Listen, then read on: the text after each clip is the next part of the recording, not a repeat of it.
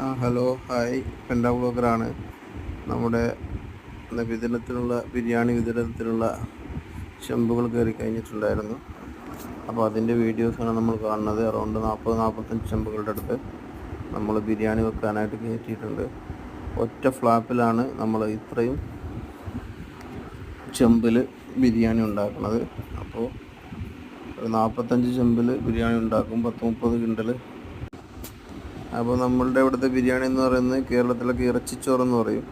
എല്ലാം കൂടി ഇട്ട് നമ്മുടെ ഇറച്ചിയും നമ്മുടെ അരിയും എല്ലാം കൂടി ഒന്നിച്ചിട്ട് കായവും തക്കാളിയും ഒക്കെ ഇട്ടിട്ടുണ്ടാക്കുന്ന ഒരു പ്രത്യേക തരം ബിരിയാണിയാണ്.